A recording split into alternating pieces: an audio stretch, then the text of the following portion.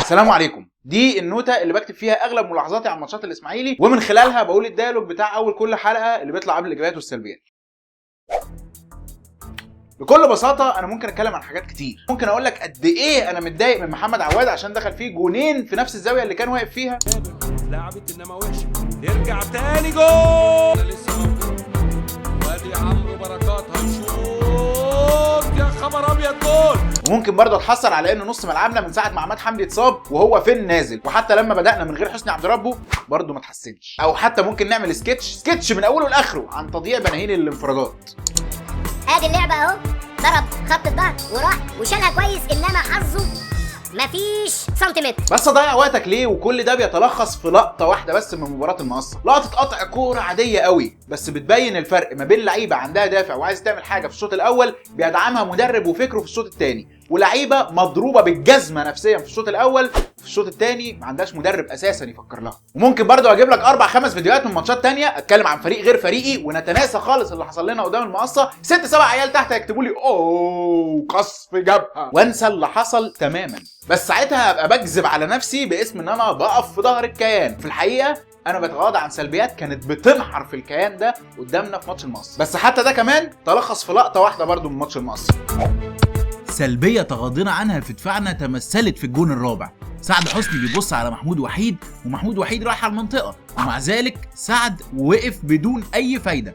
محمود جاب الجون وكأن سعد كان بيديله التمام علشان يجري يجيب فيه جون، مش بيبص على المهاجم اللي رايح يراقبه. لقطة زي دي مثلت السلبيات جوه وبره الملعب اللي عمالين نكنسها تحت السجادة تحت شعار احنا لازم نقف ورا النادي، والقصد الحقيقي من الشعار ده احنا لازم ندي مسكنات للنادي، ما نحلش فيه حاجة بس ناخد اللي فيه المصلحة ونخلع. ممكن برضو اقول ان في نفس الملعب اللي بنتشتم عشان خسرنا فيه 4 علشان ميدو مشي كان بيلعب شيكابالا اساسي وقدم ماتش من اسوأ ماتشات حياته. ممكن اقول حاجات كتيره لكن هتفضل هي سيناريوهات متطابقه لحاجه واحده بس، انهيار تام للاسماعيلي خلال الاسبوع اللي فات على مختلف الاصعده بقى، اعلاميا فنيا واداريا. بمناسبه اداريا، انا عارف ان احنا كنا بنلعب بالمدرب المساعد ويعتبر ان احنا كنا من غير مدرب وكل حاجه، بس هل ده يستدعي ان عضو مجلس الاداره يقعد على الدكه يدرب؟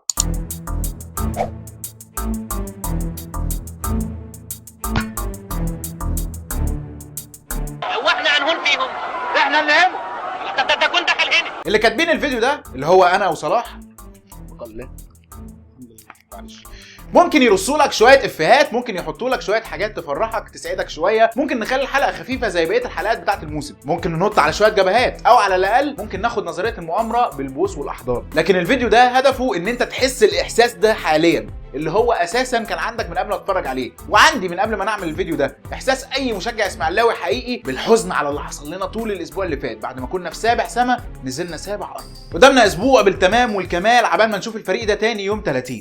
اسبوع هتشوفوا فيه حاجات كتيره جدا، هتشوف فيه مواقف، هتشوف فيه اسرار، هتشوف فيه ناس هتحبوها وهتشوف فيه ناس هتكرهوها جدا، هتحس كل حاجه حسيتها مع الاسماعيلي من اول الموسم لغايه دلوقتي في 7 ايام بس. لكن اللي عشقه الاساسي للشعار مش هيفرق معاه كل ده، لان هو مش جاي مع العفش. بمجرد ما يمشي المدرب كبير او يمشي اللعيب الكبير هيسحب وراه. الاسبوع ده ممكن يبقى خطوه بدايه حاجه من الاثنين، يا اما صعود تاني زي ما عملنا بعد ماتش الداخليه، يا اول خطوه في زحليقه ممكن توصلنا لاسوأ مركز في تاريخ النادي ده تما. احنا اللي قدامنا الوقت واحنا اللي هنحدد مصيرنا بايدينا. الحلقه دي كان مقصود انها تكون بعشوائيه المباراه، ما تكونش مترتبه، ما يكونش فيها سلبيات، ما يكونش فيها ايجابيات، لانها فعلا كلها كانت متلخصه في لقطتين بس من مباراه مستحيل انها اشوفها تاني. ولحد يوم 30 ديسمبر 2015 لما نشوف بعض تاني باذن الله، سؤالي لحضراتكم كالاتي: لو انت رئيس نادي الاسماعيلي وعارف ان قراراتك دي اللي هتاخدها دلوقتي هتحاسب عليها قدام ربنا قبل ما تحاسب عليها قدام الجمهور، ايه اول 5 قرارات هتاخدهم عشان على الاقل نضمن ان احنا نخش ونلعب انبي بمنظر يليق بالفانيلا اللي اللعيبه لابساها؟ لحد ما نتقابل المره الجايه انا واثق ان ربنا هيجمعنا على حب الاسماعيلي.